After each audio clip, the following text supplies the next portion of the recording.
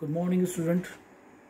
MDS university Ajmer के BA part third honours political science के paper 12वें पेपर पॉलिटिकल आइडियोलॉजीज़ के मेरे प्रिय युवा साथियों, आज हम आपके यूनिट फर्स्ट में से पहली विचारधारा पर बात शुरू करेंगे, जिसका शीर्षक है राष्ट्रवाद या नेशनलिज्म। मैं doctor Manoj Awasthi, associate professor SPC government college Ajmer, आज आपको नेशनलिज्म या राष्ट्रवाद के बारे में कुछ बताने का प्रयास करूंगा। शुरुआत तो यहीं से करते हैं।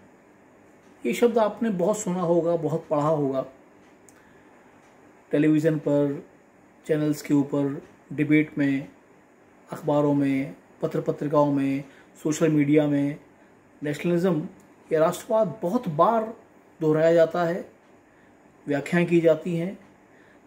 इससे जुड़ी हुई घटनाओं को इसमें अंतर संबंधित किया जाता है। लेकिन राजनीति विज्ञान का विद्यार्थी होने के नाते आपके मस्तिष्क में ये चीज़ स्पष्ट होनी चाहिए कि राष्ट्रवाद आखिर है क्या, और ये जो नेशनलिज्म शब्द है ये कहाँ से आया है, इसका ऐतिहासिक परिप्रेक्ष्य क्या है, इसका अर्थ क्या है और इसकी परिभाषाएं या विशेषताएं क्या क्या हैं। इन्हीं संदर्भों में हम अपने इस लेक्चर सीरीज को आगे बढ़ाएंगे। आज बात करते हैं राष्ट्रवाद शब्द की उत्पत्ति की। तो ध्यान रखिएगा,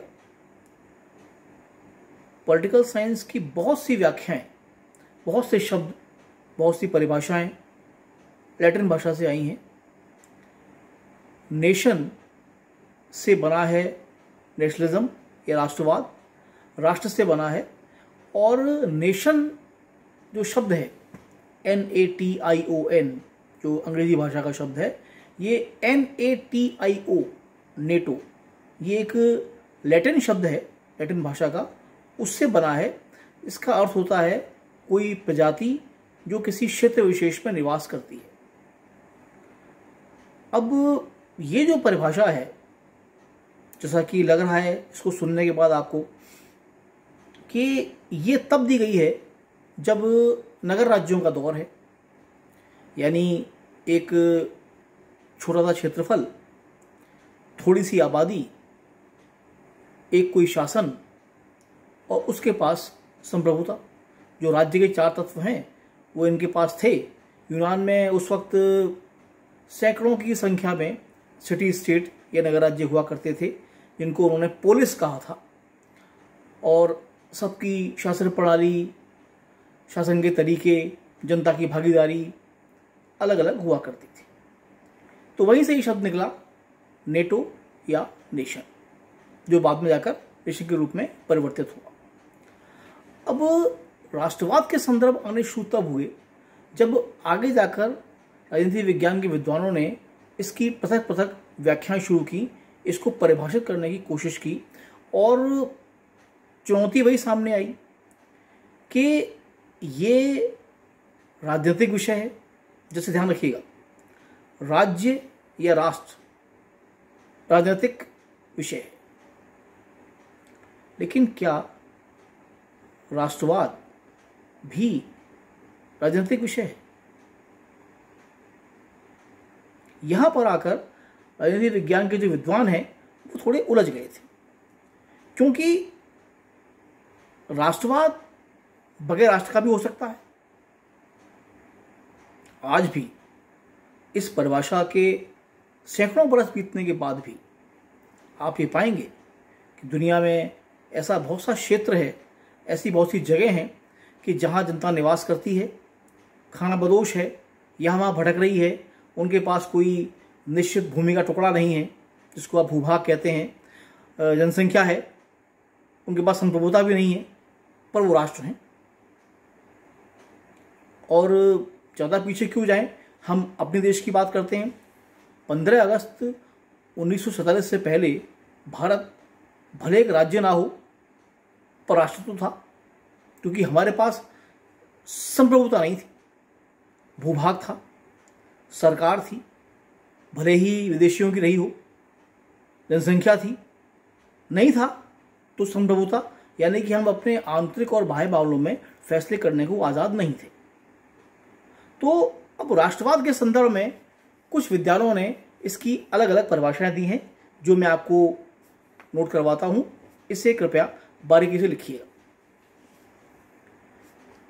पहली परिभाषा है गार्डनर की। ये नाम आपने पॉलिटिकल साइंस में कई बार सुना है, पढ़ा है, इनकी परिभाषाओं को आपने अपने सवालों के जवाब में लिखा भी होगा।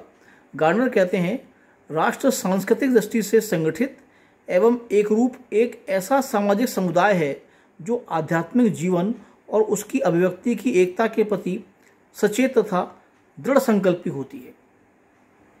अब देखिए कितने विशेषण इसमें लगाए हैं इन्होंने, एडजेक्टिव कितने आए हैं। सांस्कृतिक दृष्टि से संगठित यानी कल्चरली जो ऑर्गेनाइज्ड हो, उनकी संस्कृति एक हो, ठीक है, अंतर हो सकते हैं लेकिन उनमें सांस्कृतिक टकराव ना हो, इसका आशय ही है।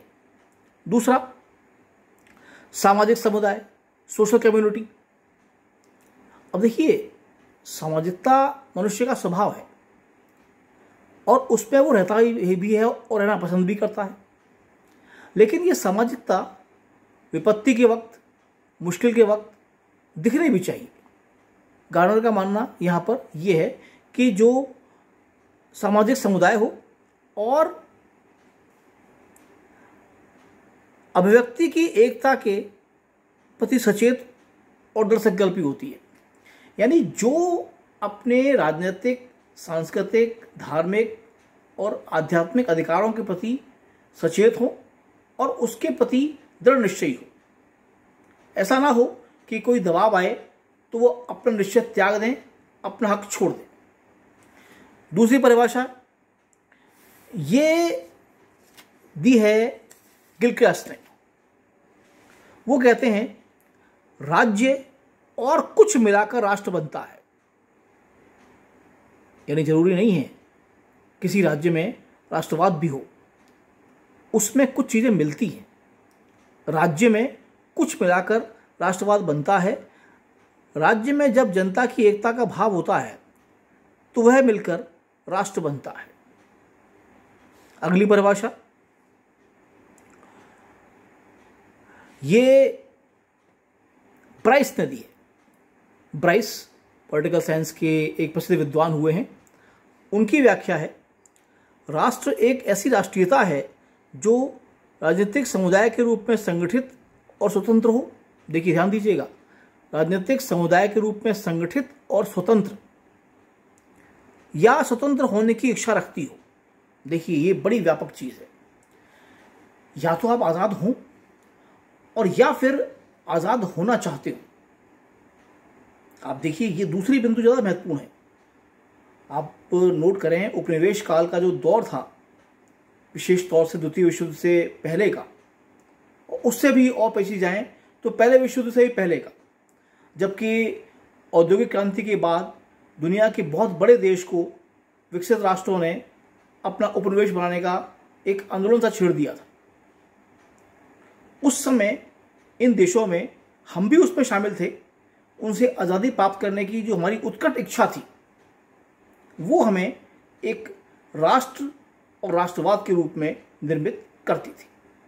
और एक परिभाषा और आप नोट करें, जॉन स्टुअर्ट मिल, जेएस मिल कहते हैं, राष्ट्र मनुष्य जाति का एक ऐसा भाग है जो अन्य लोगों की तुलना में एक दूसरे के समान सहानुभूतियों के धागे में संयुक्त है तथा जिनमें एक ही समान सरकार के अधीन रहने की प्रबल इच्छा हो। अब ध्यान रखिएगा, मिल इंग्लैंड के निवासी हैं। वहाँ डेमोक्रेसी का, लोकतंत्र का शुरुआती रूप आ चुका है। ब्रिटेन में एकल सरकार की व्यवस्था है, केवल केंद्र सरकार है। वहाँ पर संघीय व्यवस्था नहीं है, या तो स्थानीय सरकारें हैं और या फिर एक केंद्र सरकार है। मिल का उदाहरण वहीं से आया है। ये कहते हैं कि स्वतंत्र होने की इच्छा हो और आपस में जुड़े हुए हों, प्रेम के धागों से, स्नेह के धागों से, सहानुभूति के धागों से। यानी कई जातियां प्रजातियां निवास कर सकती हैं, लेकिन उनमें आपस में तालमेल होना चाहिए। और तीसरा, जो एक ही सरकार के नियंत्रण में रहने को तैयार। ये हमने कुछ राष्ट्रवाद की परिभाषाएं देखी। इसके अलावा अगर आप भारत की बात करें तो रविन्द्रनाथ टैगोर ने राष्ट्रवाद की बेहद खूबसूरत परिभाषा दी है, व्याख्या की है। वो ये मानते हैं कि एक क्षेत्र विशेष में रहना चाहे, एक जनता का सामूहिक नेतृत्व और उनका एक सामूहिक प्रतीक, और उसे आकर्षण हो उस भूमि से, उस क्षेत्र से, उसकी संस्कृति से, उसकी सभ्यता से और उसकी परंपराओं से, लेकिन इतना उदार भी हो कि अपनी गलत परंपराओं को छोड़ने को तत्पर हो और दूसरों की अच्छाइयों को स्वीकारने को तैयार। धन्यवाद।